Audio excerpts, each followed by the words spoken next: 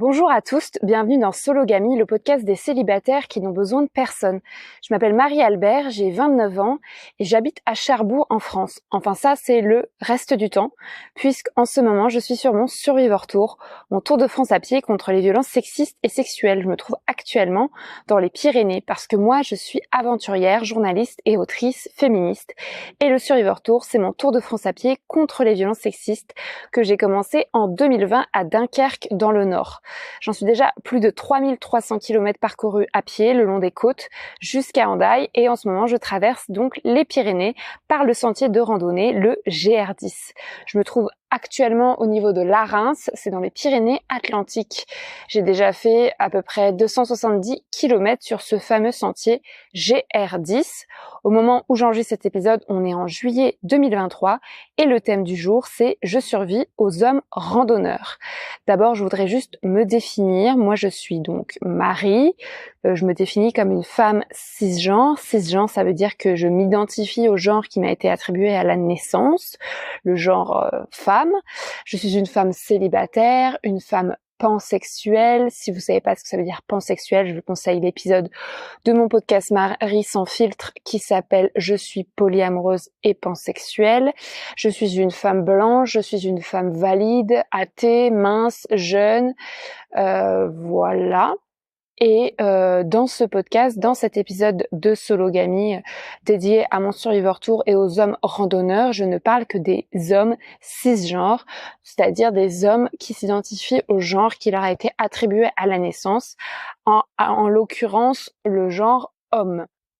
Alors, d'abord, pour introduire cet épisode sur les hommes randonneurs, je voulais faire un bref rappel historique du Survivor Tour. Je viens de vous le dire, je l'ai commencé en 2020 à Dunkerque et en 2021, j'ai notamment fait la Bretagne. L'été 2021, j'ai marché en Bretagne puisque mon Tour de France à pied, je le poursuis chaque été. Je fais un bout de 3-4 mois de marche.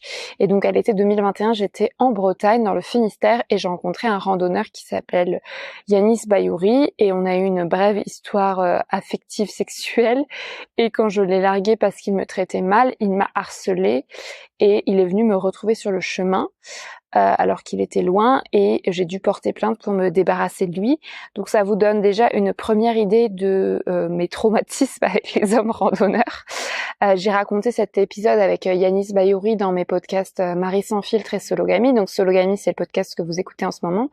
Et puis avant, j'avais un podcast qui s'appelait Marie sans filtre, dans lequel je racontais aussi mes aventures sur le Survivor Tour. Donc il y a 2 épisodes qui sont dédiés à Yanis Bayouri. Il y a l'épisode Survivor Tour, je survis à la dépendance affective, et Survivor Tour, je survis au harcèlement de mon ex, qui ont été diffusés dans Sologamie et Marie sans filtre. Et à partir de maintenant, les 2 podcasts Marie sans filtre et Sologamie sont mutualisés, c'est-à-dire que vous écoutez tous les podcasts sur le même flux qui s'appelle Sologamie. Et donc au lieu d'avoir un seul épisode par mois de Sologamie, vous avez 4 épisodes, puisqu'il y a à la fois les épisodes de Marie sans filtre, les épisodes dédiés au Survivor Tour, les rediffusions et les épisodes de Sologamie. Voilà.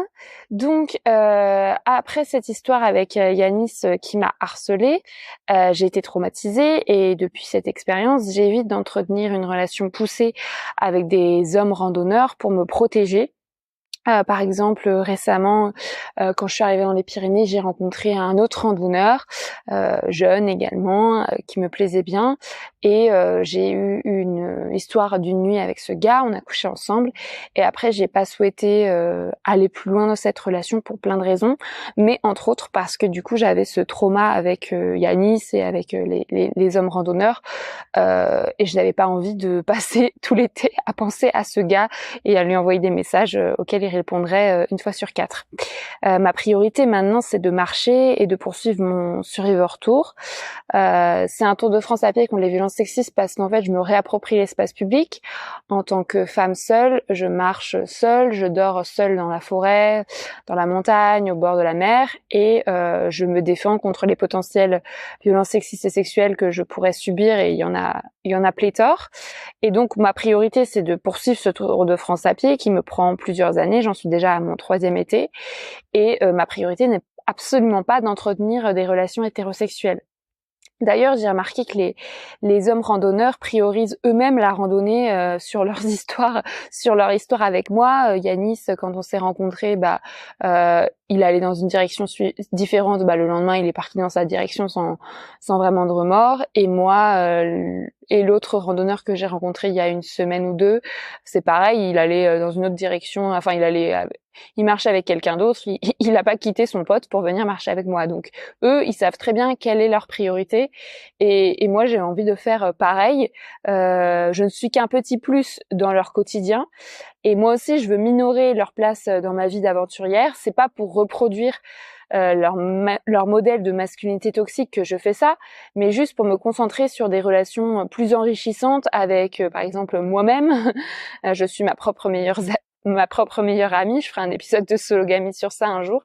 Des relations plus enrichissantes avec mon environnement. Par exemple, là, vous pouvez entendre un magnifique avion qui passe au-dessus du camping où j'enregistre cet épisode à la Reims. Mon environnement, ça peut être aussi la faune, la flore. Là, je suis dans les Pyrénées, donc c'est la montagne. Et puis, j'ai aussi envie de me concentrer sur des relations plus enrichissantes avec des personnes sexisées. Quand je dis des personnes sexisées, c'est d'après la définition qu'en donne Juliette Drouard dans son livre Sortir de l'hétérosexualité. Les personnes sexisées, c'est des personnes qui subissent du sexisme à différents endroits. Donc, des personnes, ça peut être des mecs gays, ça peut être des personnes trans, ça peut être des femmes. Voilà. Mais d'abord avec moi-même, puisque j'ai décidé de me faire passer en premier depuis que je suis célibataire et sologame, vous le savez. Je suis devenue célibataire en 2018 et c'est ce que je raconte dans chaque épisode de mon podcast Sologamie. Donc dans cet épisode tiré du Survivor Tour, puisque je suis dessus, vous l'avez compris, en train de marcher, même si aujourd'hui c'est ma journée de repos au camping. En fait, là, je suis sous ma tente en train d'enregistrer l'épisode. J'espère que ça sera supportable à écouter. J'ai un micro-cravate, mais je sais pas si la qualité du son est à la hauteur, mais j'essaierai de m'améliorer sur les épisodes suivants. Sinon, je trouve les hommes randonneurs insupportables, et c'est pas qu'à cause des expériences amoureuses que j'ai pu avoir avec eux. C'est à cause de plein d'autres choses que je vais détailler dans cet épisode. Le problème, en fait, en randonnée, c'est que les mecs cisgenres sont majoritaires, surtout à la montagne. La montagne, en fait, ici, c'est un espace, je trouve, occupé par des personnes blanches, valides et privilégiées. Et donc, le problème aussi, c'est que moi, je suis très sociable. J'ai un naturel introverti, c'est-à-dire que j'ai besoin d'être seule, mais j'ai aussi un caractère sociable, donc je vais parler à tout le monde, y compris aux mecs cis. Et en même temps, il me terrorise pour plein de raisons que je vais maintenant énumérer. Alors, petit 1, les mecs cis prennent toute la place et parlent fort. Bon, ça, c'est pas que en randonnée. Mais en randonnée, c'est manifeste puisqu'on peut les entendre à des kilomètres, alors que les meufs, les personnes sexisées sont peu visibles et discrètes. Récemment, j'ai rencontré une randonneuse, il y en a plein, enfin à peu près toutes les randonneuses que je rencontre sont discrètes. Il y en avait une qui était vraiment très discrète, genre littéralement, on savait pas où elle était parce que, en fait, sur le sentier, le GR10, on rencontre beaucoup de personnes et on noue des liens avec les gens et on les revoit d'étape en étape.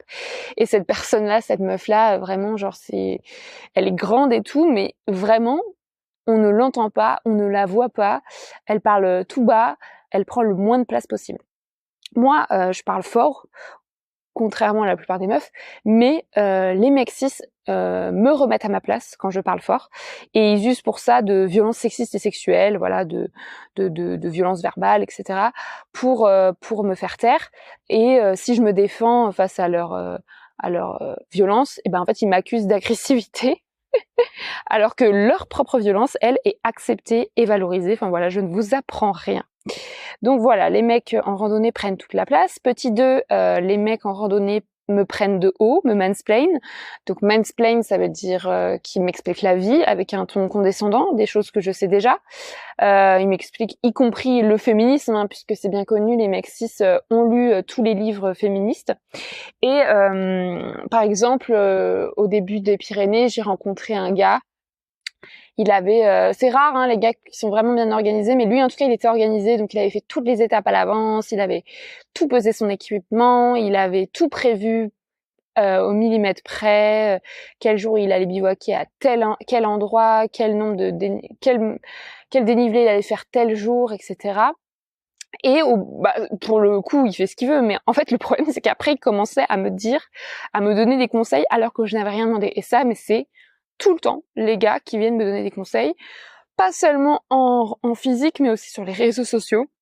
Et si vous suivez mes stories sur Instagram, mon compte Marie-Albert-FR, en fait, moi, je suis tout le temps en train de dire aux gens, arrêtez de me donner des conseils. Si j'ai besoin de conseils, ne vous inquiétez pas, je saurai demander. Voilà. Ensuite, les gars, petit 3, me ridiculisent et m'humilient et se moquent de moi. Récemment aussi, j'ai rencontré un couple de gars, je les appelle un couple, même s'ils se disent pas homosexuels, mais voilà, c'est des mecs, j'en parlerai après, qui s'aiment très fort, donc des meilleurs amis, avec qui j'ai passé pas mal de temps. D'ailleurs, j'ai couché avec l'un des deux, mais c'est le fameux gars. Mais je veux dire, qu'est-ce que je voulais raconter? Ah oui, faut que je vous raconte l'histoire avec le fameux gars, en fait, je vous ai même pas raconté. Bref, ces deux gars sont meilleurs potes et un jour je les rencontre, après je les revois plusieurs jours après et en fait j'ai commencé le 1er juillet 2023 à Hendaye et là au moment où j'enregistre l'épisode on est le 20 juillet donc ça fait 20 jours que je marche et donc ce couple de gars je les vois régulièrement et en fait à chaque fois, une fois j'ai marché avec eux pendant 5 heures et ils arrêtaient pas de se foutre de ma gueule, de me mansplainer le féminisme, de m'humilier, de rire de moi en fait et de tenir des propos misogynes, racistes, homophobes. Par exemple, il disait on n'est pas pédé et quand je leur explique que pédé c'est une insulte homophobe, ils me disaient bah non.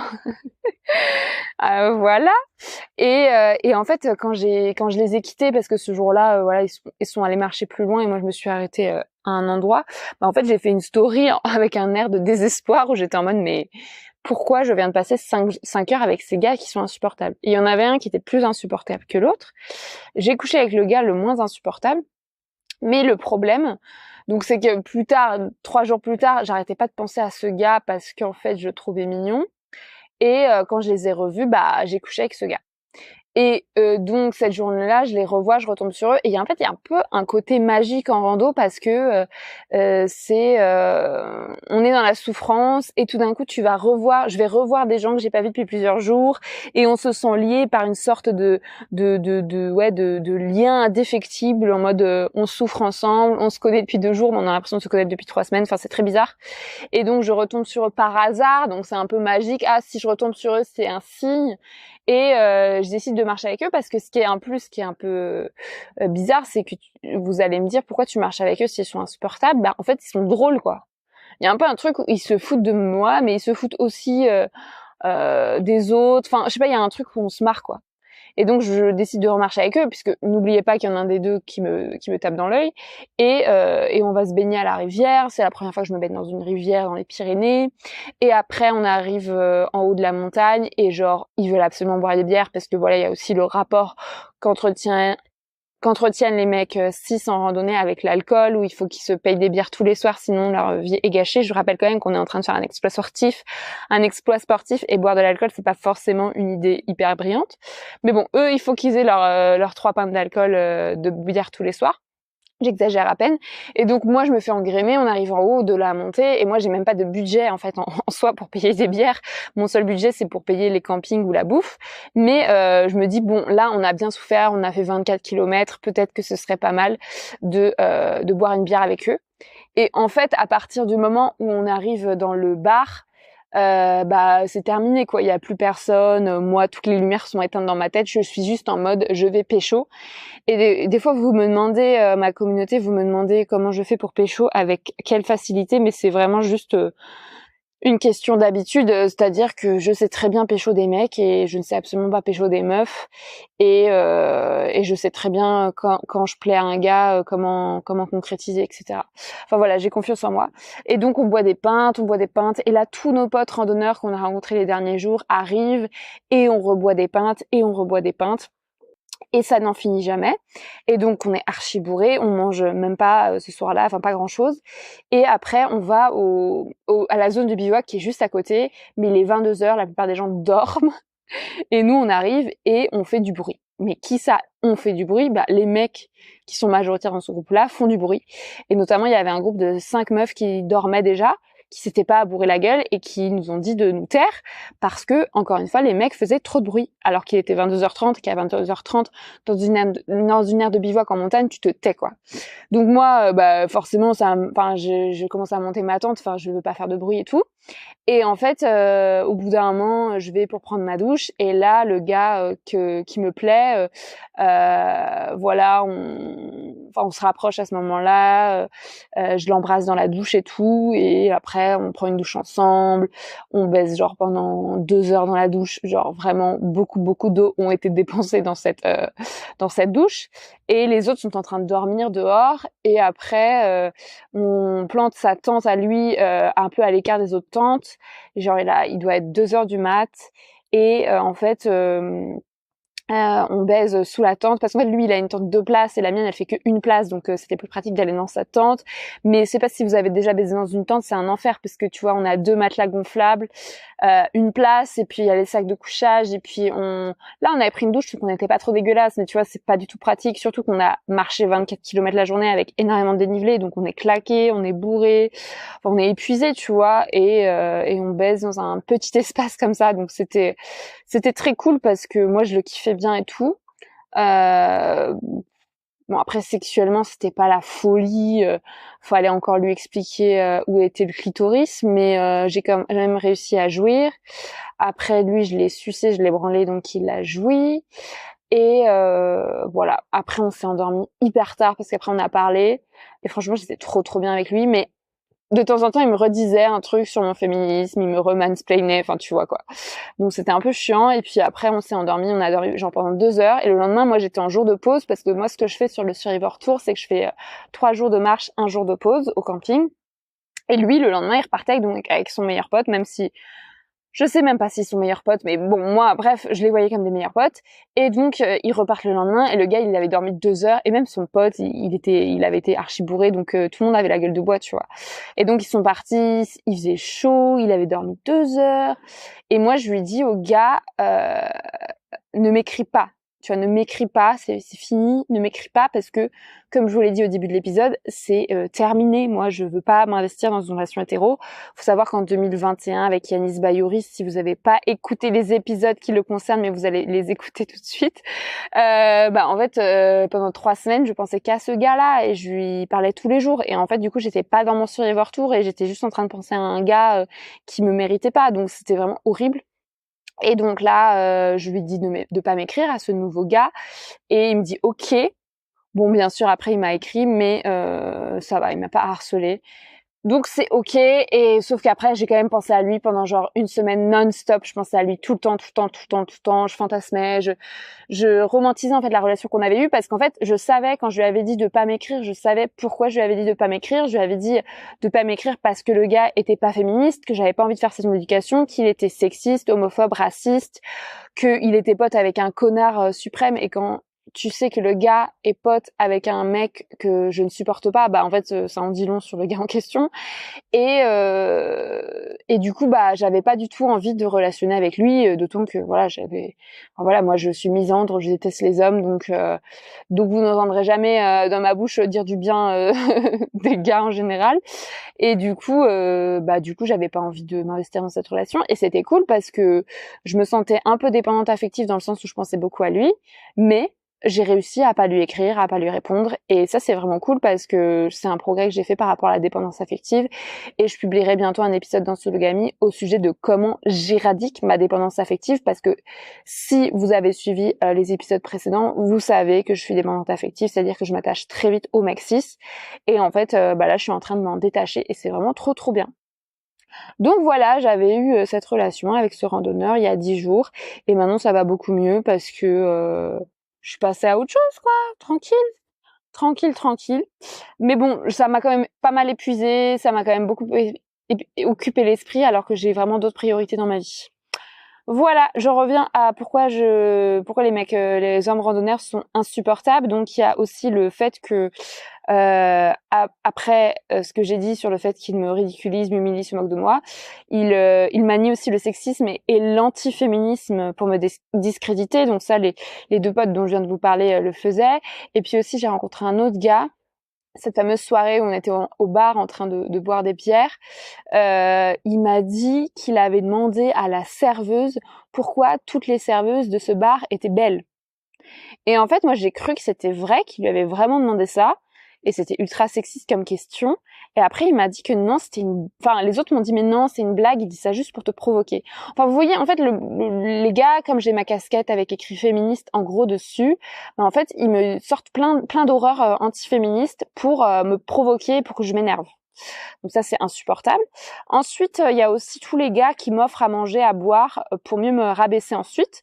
Donc, sur le papier, ça me dérange pas que des gars me payent à manger et à boire parce que comme je suis fauchée, comme j'ai pas beaucoup d'argent, bah en fait ça m'arrange. Enfin, j'ai pas beaucoup d'argent, j'ai pas beaucoup de budget, je veux dire, pour notamment boire des bières, j'ai pas de budget, donc ça m'arrange que des gars plus âgés, plus riches me payent des coups.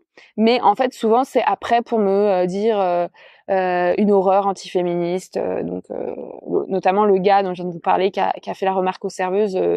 Bah en fait il m'a payé des trucs à boire. Enfin tu vois, c'est trop inconfortable parce que d'un côté le gars il me paye le repas et après il me sort une horreur, tu vois. Enfin ça me place dans une position délicate parce que si je lui gueule dessus, il va dire "Ah mais je t'ai payé ceci." Alors tu vois, c'est insupportable. Voilà. Ensuite, il y a les gars qui me donnent des cours de féminisme gratuits. Non, qui me donnent des cours de féminisme, mais qui me demandent des cours de féminisme gratuits, mais qui n'écoutent pas ce que je dis. Donc ça, les deux meilleurs amis dont je vous ai déjà parlé en long, en large et en travers, c'était ça aussi. À un moment, je leur dis, mais en fait, je vais pas vous expliquer des trucs aussi simples que pourquoi on dit pas pédé. Si je suis pas payée 100 € de l'heure. Moi, si vous voulez que je vous explique le féminisme, il n'y a pas de problème, mais ça fait 100 € de l'heure. Et en fait, ils arrivaient à m'engrainer, à me dire non, mais on va pas payer et tout. Et ils me posaient encore d'autres questions. Et puis, au bout de 20 minutes, j'étais en mode, mais en fait, là, ça fait déjà 20 minutes et j'ai toujours pas été payée. Donc, j'ai arrêté de parler de féminisme, mais c'était vraiment trop chiant. Et les deux meilleurs potes, encore eux, dont je vais parler dans tout l'épisode en fait, ils m'ont aussi dit qu'ils étaient ni de droite ni de gauche. Et ça, c'est vraiment un luxe des mecs cis blancs hétéro bourgeois. C'est qu'en fait, ils ont le luxe de se dire apolitiques, tout simplement parce que leurs vies ne sont pas menacées en permanence au quotidien par les oppressions, par les violences, par la société, puisqu'en fait ils ont tout un tas de privilèges qui les placent au sommet de l'échelle sociale. Donc en fait eux ils se sentent pas menacés par l'avenir, puisqu'en fait il y a aucun danger qui les menace, enfin beaucoup moins. Et donc ils peuvent se dire apolitiques, ils peuvent se dire ah mais non mais moi je suis ni de droite ni de gauche, enfin c'est très facile. Donc, voilà, c'est insupportable aussi. Et puis maintenant on va passer à la partie sport, puisque bon, depuis que j'ai commencé les Pyrénées, on va pas se mentir, je suis totalement dans le rouge. D'ailleurs aujourd'hui je viens d'envoyer une édition de ma newsletter, la lettre d'une aventurière.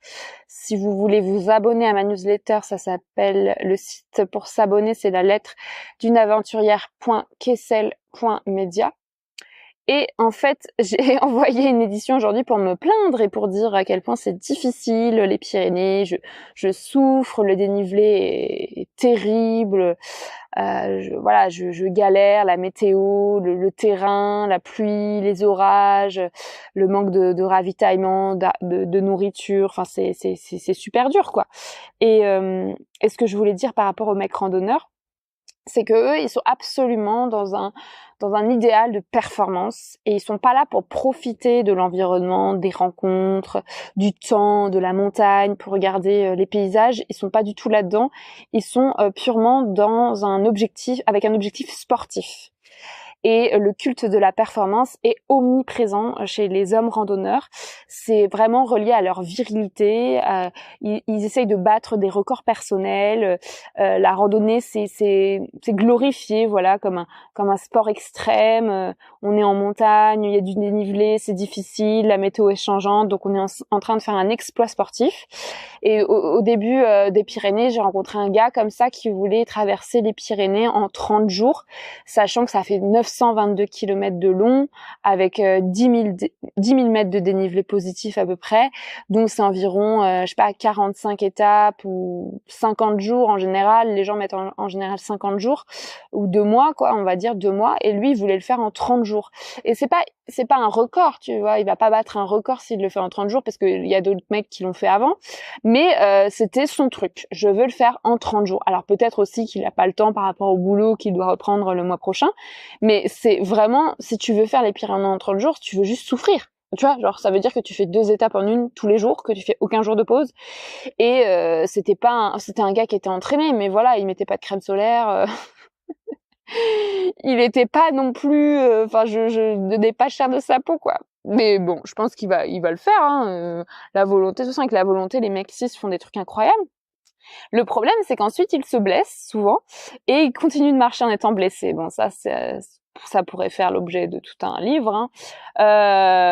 Les mecs cis, voilà, ne font jamais de pause. Et moi, je fais des pauses tous les 3 jours et les mecs cis se moquent de moi parce que je fais des pauses. Le même gars là qui voulait traverser les Pyrénées en 30 jours, il se foutait de ma gueule parce que je faisais des pauses tous les 3 jours. Enfin voilà, il y en avait plein comme ça qui me disaient bah dis donc, à ce rythme-là, t'es pas prêt d'arriver à Bagnols-sur-Mer. Bagnols-sur-Mer, c'est là où il y a l'arrivée du GR10 au bord de la Méditerranée. Et puis il y en avait un autre qui m'avait dit, parce que au début je me plaignais beaucoup, au début des Pyrénées, j'étais dans la souffrance, et il y en avait un autre qui m'avait dit ah bah si tu te plains déjà, qu'est-ce que ça va être ensuite? Et le gars, lui, il avait fait toute la côte atlantique à vélo. Il venait de me faire du vélo pendant des mois et je lui dis mais t'as pas eu une seule galère, des moments difficiles pendant ces mois de vélo? Il m'a dit non, j'ai pas eu une seule galère. Tout a été parfait. Enfin tu vois, il faut jamais que les mecs cis se plaignent. Ils se plaignent jamais. Et je suis même pas sûre que le gars me mentait, tu vois. Je me dis peut-être que vraiment ils se construisent un mythe dans leur tête où tout va bien, où on n'a pas le droit de se plaindre. Donc de toute façon, les problèmes, on les met sous le tapis, les émotions, on ne les ressent pas. Donc il n'y a pas de problème en fait. Et la souffrance, ça fait partie, voilà, la souffrance physique, c'est normal. Je suis un homme, c'est comme ça. Et au début des Pyrénées, mais j'ai rencontré vraiment beaucoup de gens, vous allez me dire, hein. J'ai rencontré encore un autre gars. Et lui, avant même de partir faire les Pyrénées, il avait mal à l'épaule, il a été blessé à l'épaule, il s'était luxé l'épaule ou je ne sais quoi, et plutôt que de ne pas partir faire les Pyrénées, il est parti avec un énorme sac à dos, alors que concrètement, toute la journée, tu dois porter un sac à dos de 15 kilos, donc si t'as mal à l'épaule, ça devient un enfer, quoi. Et ce gars, je crois, il avait aussi des mauvaises chaussures, genre des chaussures de running, alors qu'on est en haute montagne et que il y a de la boue partout, donc tu peux te faire une cheville en 2 secondes et il faut des chaussures qui accrochent, quoi. Et voilà. Donc les gars se blessent et continuent de marcher. Enfin, c'est un truc de fou. Et puis après, il y a tous les gars qui sont avec des femmes. Donc ça, c'est un énorme problème. C'est-à-dire que moi, si tu veux, si le gars, il est tout seul, il fait de la merde tout seul s'il veut, franchement, je suis pas sa mère, et même si j'étais sa mère, je m'en bats les couilles, tu vois, qu'il aille crever dans les Pyrénées, j'ai envie de dire, tant mieux. Mais le problème, c'est tous les gars qui sont avec des meufs. Donc, les couples cis hétéro blancs, ici, c'est la norme. Et le problème, c'est qu'il y a aussi d'énormes problèmes, parce que, si tu veux, moi, en étant seule, je me sens hyper fière de ce que je fais, de traverser les Pyrénées à pied, par exemple, de faire le Tour de France à pied toute seule. Je me sens hyper fière. Et même une journée, par exemple, hier, j'ai fait 6 km à pied. 6 km à pied, pour un mec cis lambda, c'est de la merde. Je suis qu'une merde. Au camping, hier soir, j'ai rencontré une néerlandaise qui s'appelle Lika. Et elle me disait que elle faisait encore plus elle faisait des petites étapes comme moi, elle faisait plein de pauses, elle y allait tranquille, et qu'il y avait un randonneur qui lui avait dit qu'elle était la randonneuse la plus lazy, la plus feignante qu'il avait jamais rencontrée. Qu'elle était la randonneuse la plus feignante au monde. Et tu vois, pour moi, c'est un oxymore. C'est-à-dire quand tu dis randonneuse Pyrénées feignante, ça ne va pas ensemble. C'est-à-dire que c'est nos vacances. Enfin, tu vois, elle, Lika, c'était ses vacances. Moi, c'est mon métier d'être aventurière, mais Lika, c'était ses vacances. Elle est pas là en train d'être feignante. Elle est en train de traverser les Pyrénées à pied. Donc, s'il vous plaît, est-ce que vous pouvez laisser les gens faire le nombre de kilomètres qu'ils veulent dans une journée? Et si votre but, c'est le soir de pas pouvoir marcher tellement vous avez souffert, c'est votre problème, mais faites pas chier les autres femmes. Donc, Lika, elle s'en foutait parce que le gars, il lui avait dit ça, mais elle marchait pas avec lui. Mais tous les couples, en fait, où la meuf et le mec marchent ensemble, c'est une catastrophe. Alors maintenant, je vais vous citer l'exemple d'une dame que je ne connais pas, mais qui a été héliportée, c'est-à-dire qui s'est cassé la cheville, qui s'est cassé le tibia, qui a dû être héliportée à l'hôpital de Bayonne il y a quelques semaines, parce que le jour même où j'ai fait une descente, je ne sais pas si vous connaissez le GR10, je ne pense pas, mais au début du GR10, après Hendaye, il y a une descente très périlleuse qui s'appelle je ne sais pas comment elle s'appelle, mais elle va vers la ville de Bidarai, au Pays Basque. Et en fait, c'est une descente vraiment très escarpée avec des fois il y a des mains courantes, donc c'est-à-dire des sortes de chaînes le long de la roche pour s'accrocher tellement c'est dangereux. Ça tombe à pic, donc c'est-à-dire que si tu places mal ton pied, tu tombes dans le vide littéralement. Voilà, c'est très très étroit et ça descend de façon très abrupte et tu sais pas où mettre les bâtons, enfin c'est un enfer. Donc moi cette descente je l'ai faite parce que de toute façon je crois que quelqu'un m'avait dit qu'il y avait une descente un peu technique mais je n'avais même pas, tu sais moi je suis pas très bien préparée donc je n'ai pas préparé les étapes donc je ne sais même pas ce qui m'attend demain. Mais j'ai fait la descente parce que ma foi j'étais concentrée, j'ai déjà fait des trucs périlleux, enfin ça j'ai pas le vertige, enfin c'était très difficile, mais ma foi ça a duré 1 heure et demie, puis après c'était fini, j'ai réussi. Eh bien figurez-vous que le même jour, genre une demi-heure après moi, je l'ai su après par la presse et par le bouche à oreille, il y a un couple qui est arrivé de personnes âgées de plus de 70 ans je crois, qui étaient pareil que moi en randonnée sur le GR10, qui voulaient faire tout le GR10 en entier. Ça c'est ce que j'ai entendu. Après c'est peut-être déformé par le bouche à oreille, mais c'est ce que j'ai entendu. Et en gros, ils avaient des gros sacs à dos. Et la dame de 70 ans ne voulait pas faire cette descente escarpée vers Bidarai. Elle avait peur et elle savait que c'était difficile et elle savait qu'il y avait une variante. Donc elle a demandé à son mari de faire la variante. Et son mari a refusé de faire la variante et a insisté pour qu'elle fasse la descente abrupte. Non, vous ne rêvez pas. Après moi, c'est ce que j'ai entendu. Je ne sais pas si c'est vrai, mais c'est ce qu'on m'a dit. Et un moment dans la descente, voilà, elle avait très très peur, elle était peut-être très contractée. Eh bien, elle est tombée, elle s'est cassée la cheville. Enfin, je sais pas comment ça s'est passé, mais elle a roulé sur 10 mètres un peu dans le vide. Heureusement, elle est pas tombée totalement dans le vide et elle s'est cassée la cheville. Enfin voilà, le pied était dans le mauvais sens. Enfin, je vous passe les détails, mais il paraît que c'était assez gore. Et du coup, son mari a dû descendre sur 10 mètres pour aller la voir. Et puis après, il a dû appeler les secours et lui-même finir la descente pour aller chercher de l'aide. Enfin bref, après les secours sont venus la chercher en hélicoptère. Enfin tu vois, l'enfer. Et elle a dû partir à l'hôpital de Bayonne et je sais pas combien de temps elle a dû être opérée. Et puis je sais pas combien de temps elle va mettre pour s'en remettre, sachant que quand t'as plus de 70 ans, tu te casses la cheville. Enfin c'était quand même une blessure assez importante. Je sais pas combien de temps elle va mettre pour remarcher. Enfin c'est très grave ce qui se passe. C'est-à-dire que t'as plein de gars qui forcent la main de leur compagne pour faire telle ou telle chose. Et les meufs, moi-même si j'étais avec un gars, des fois je me dirais peut-être même quand je marche avec des gars de façon juste sur une journée, tu vois, ou sur une étape ou sur quelques heures, des fois je peux me laisser engrainer, de me dire oui, ils vont un peu plus vite, je vais peut-être accélérer pour eux, je vais me mettre à leur vitesse, je vais prendre un peu plus de risques pour me la péter, etc. pour qu'ils me valident, toujours pareil. Et en fait non, c'est là où tu prends des risques. Moi je fais bien attention en fait à aller à mon rythme, et si les gens vont plus vite, je leur dis allez-y en fait, doublez-moi. Mais moi mon but c'est pas de faire une descente escarpée vers Bidarai pour dire que j'ai fait une descente escarpée, mon but c'est de faire le Tour de France à pied, donc je vois pas l'intérêt en fait de battre des records, mais bon, c'est leur délire. Et une autre fois, j'ai rencontré un couple de gens qui avaient plutôt mon âge et c'était trop drôle. On mange au resto, enfin j'avais pas mangé avec eux, mais ils avaient mangé dans le même resto que moi. Et après on remonte sur une montagne. C'était il y a quelques semaines. Et en fait dans la montagne, le gars il nous traçait de ouf. Dans la montée, pardon. Et moi, je parlais avec la meuf, et nous, on était au bout de notre vie, quoi. On était en mode... on était au bout de notre vie. Et on arrive au sommet, et le gars, tu vois, il avait même pas bouclé la ceinture ventrale de son sac à dos. Donc leur sac, ils avaient l'air vraiment légers, mais le sac de la meuf, il avait quand même l'air plus lourd. Et du coup, avec la meuf, je sais pas, on parle et tout, et je lui dis, mais ton gars là, t'es sûr qu'il a un sac plus lourd et tout? Parce que vraiment, il avait l'air de porter un petit baluchon sur son épaule, tu vois. Et genre là, elle prend les deux sacs, le sien et celui de son gars, et elle dit, mais mec, tu te fous de ma gueule, t'as un sac plus léger que moi. Et donc, elle avait un sac plus lourd que son gars, et on était étonnés que il aille plus vite dans la montée.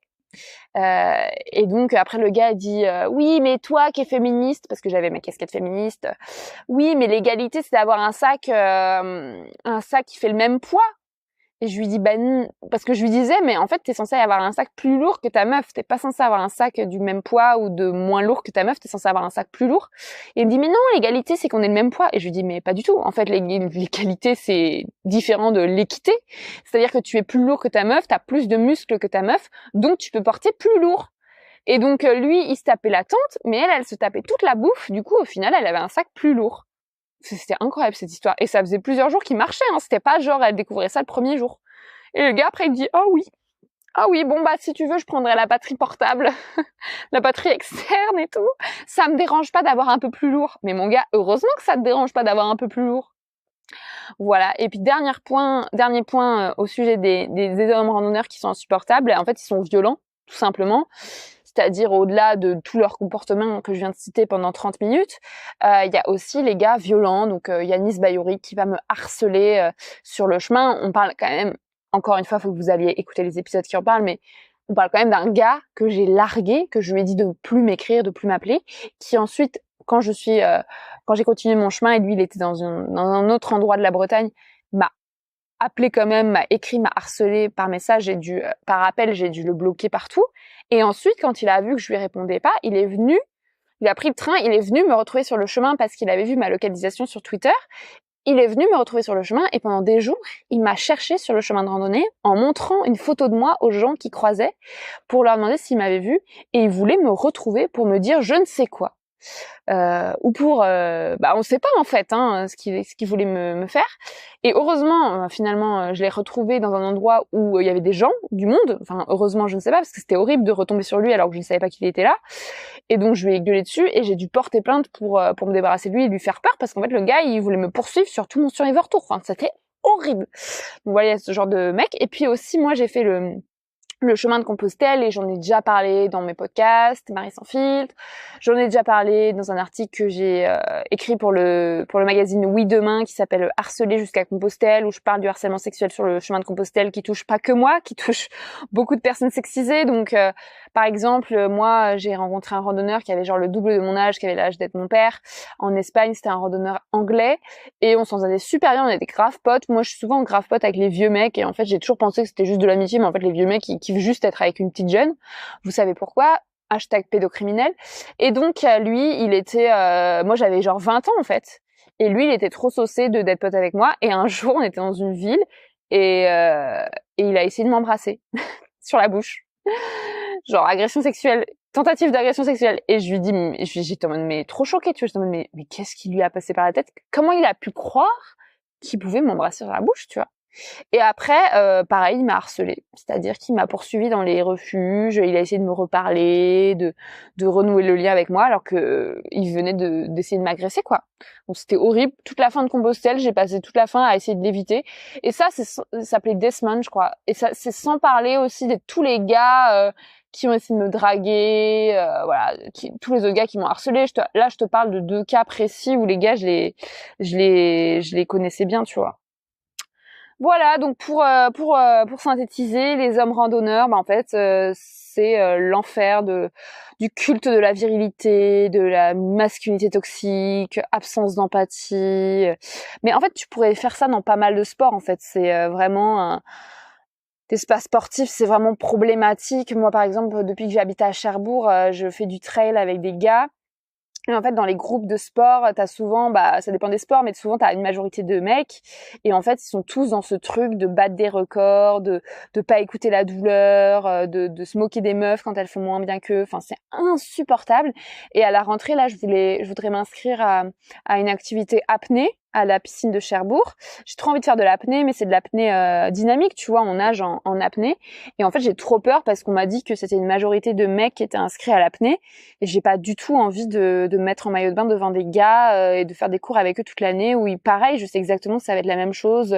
Culte de la virilité, masculinité toxique, absence d'empathie, moquerie sur mes tatouages ou je ne sais quoi. Enfin, tu vois, ça va être horrible sur mes poils. Enfin, je sais que ça va être terrible, mais en même temps, j'ai pas envie de me priver d'activités en fait qui me rendent, que j'aime. Tu vois, la randonnée, le vélo, la course à pied, la natation. J'ai pas envie de me priver de ça parce que les mecs sont insupportables.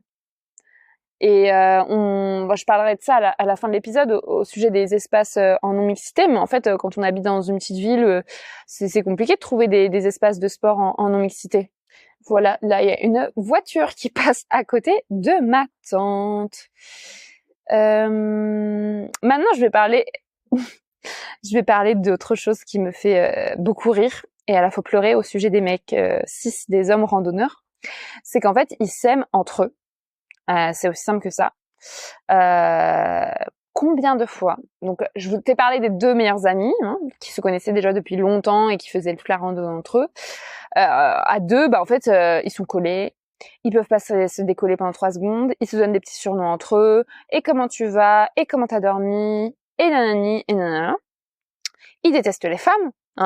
Ils me remettent à ma place d'objet sexuel constamment. Et voilà, il y en a que pour l'un et l'autre, quoi. Je t'aime. Et après ils vont me dire on n'est pas pédé, bien sûr. Et ça c'est très intéressant parce que j'ai rencontré aussi beaucoup de gars qui s'étaient rencontrés en fait sur le chemin, sur le GR10, et donc qui sont devenus potes, on va dire, et qui ont décidé de faire tout le chemin ensemble, juste parce qu'ils se sont rencontrés sur le GR10 et qui maintenant sont comme chien et chat, enfin vraiment sont collés. Donc ça c'est des coups de foudre, c'est des véritables coups de foudre. Mais encore une fois, ils vont me dire qu'ils ne sont pas pédés, je cite, et qu'ils cherchent à se mettre en couple avec des femmes. Voilà, c'est très intéressant.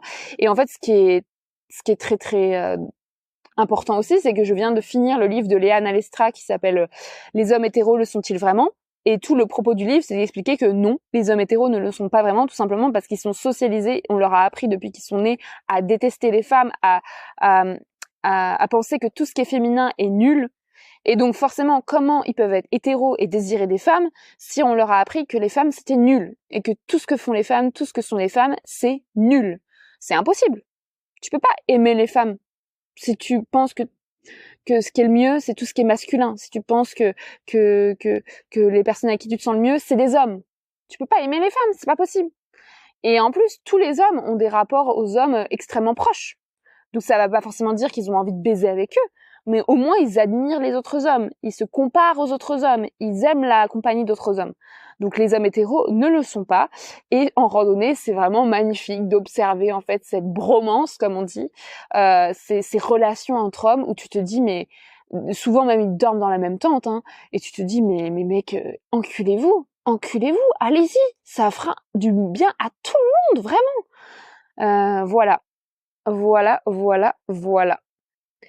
Maintenant, je voulais aussi parler un petit peu, c'est bientôt la fin de l'épisode, je voulais un petit peu parler du male gaze, parce qu'en fait, je peux pas m'empêcher, là je tiens des propos très féministes misandres dans cet épisode de podcast, mais en vérité, je peux pas m'empêcher de penser à ce que les hommes pensent de moi.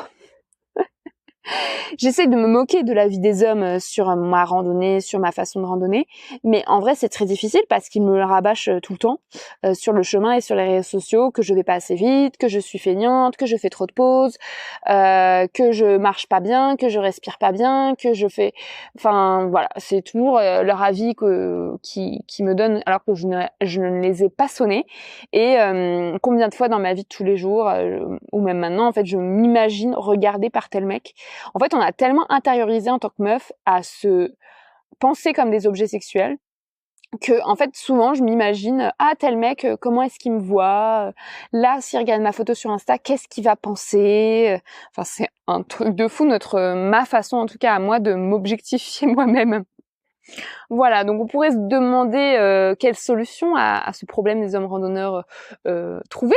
Donc évidemment, je pourrais éviter les hommes randonneurs, je pourrais arrêter de leur parler, je pourrais me concentrer sur les femmes et les personnes sexisées. Le problème, c'est que les femmes randonneuses seules, elles existent, mais elles sont rares. Et surtout, elles sont parfois récupérées par des mecs cis, par des hommes randonneurs. Donc là, je vais vous citer un autre exemple qui m'est arrivé littéralement avant-hier. Donc depuis quelques jours, je me suis, j'ai développé une sorte d'amitié avec une femme randonneuse beaucoup plus âgée que moi, mais voilà, une randonneuse seule, très badass et très très très sympathique, dont j'ai un peu parlé sur Instagram. Et je vais pas dire son prénom, mais voilà. Il se trouve qu'elle a rencontré un autre randonneur, et que il me l'a piqué, quoi. Alors c'est pas mon objet, cette meuf, elle fait ce qu'elle veut, mais depuis qu'elle l'a rencontré, elle a quitté le GR10. Elle est allée dormir avec lui je ne sais où. Il y en a plus que pour lui, et du coup moi j'ai perdu mon ami. Voilà, c'est super. Donc les femmes randonneuses seules existent, mais elles sont rares. Elles sont toutes blanches. Encore une fois, sur les chemins de randonnée, surtout en montagne, on est avec une population quasi exclusive de personnes blanches, cisgenres, hétérosexuelles, valides, bourgeoises, et puis très spécistes. Spécistes, ça veut dire qui opprime les animaux. Donc en fait, on est dans une relation où on mange des animaux morts en permanence, ou du fromage, voilà, de saucisson, où on s'extasie devant la beauté de la nature et devant les soi-disant chevaux, cochons, moutons, vaches en liberté dans les Pyrénées, alors qu'on parle pas d'animaux en liberté, on parle d'animaux qui sont exploités par les humains, mais qui sont juste pas cachés dans des bâtiments qui sont à l'air libre, mais qui font quand même finir à l'abattoir, ne nous cachons pas, et qui sont exploités. Mais voilà, on est dans un rapport à la nature très utilitariste. On marche tous au même endroit, on est à la queue leu-leu, c'est un peu l'autoroute, le GR10, il y a énormément de personnes, et on se ressemble tous entre nous, on est tous des bourgeoises, et on tient des propos, du coup, enfin les gens tiennent des propos tout le temps racistes, homophobes, sexistes, spécistes, validistes en permanence. Donc c'est pas parce que j'irai vers des femmes que j'échapperai à ce genre de propos, en fait. Mais ce qui est intéressant avec les femmes, c'est que le lien qu'on tisse peut-être est plus lent et progressif, c'est-à-dire qu'on n'est pas tout de suite, c'est plus timide, on n'est pas tout de suite à se dire des blagues et à marcher 5 heures de suite ensemble. Mais ensuite, quand on se voit de jour en jour, on peut nouer une relation qui, au final, sera plus forte et plus intéressante que celle que je peux tisser avec des hommes. Par exemple, le couple de mecs meilleurs amis là, peut-être que le premier jour ou le deuxième jour je les ai vus, j'ai marché 5 heures avec eux et c'était hyper intense et le mec me plaisait, etc. Mais la meuf dont je vous ai parlé, avec qui je suis devenue pote récemment et qui est partie avec un gars, elle, je l'ai vue sur plusieurs jours, ça a mis plus de temps pour qu'on se lie, mais aujourd'hui voilà, j'ai son numéro, on s'envoie des messages, on se dit tu me manques, on s'est baigné à la rivière ensemble quasiment toutes nues. Enfin tu vois, ça fait des trucs, ça fait des souvenirs, je trouve. C'est une relation que je trouve plus approfondie. Voilà. Et puis, de toute façon, je n'arrive pas à parler qu'aux femmes. J'ai essayé, mais j'arrive pas, en fait. C'est plus fort que moi. Moi, je suis une personne, comme je disais tout à l'heure, introvertie, c'est-à-dire que j'ai besoin d'être seule, mais très sociable. Donc, je parle vraiment à tout le monde en rando, sauf quand j'ai vraiment trop marre des gens, quand je suis vraiment traumatisée, mais là, j'en suis pas encore à là. Et donc, je fais facilement confiance aux gens, aux hommes. Enfin, je tombe facilement dans leur piège. Je me dis toujours, mais peut-être que celui-là, il va être sympa.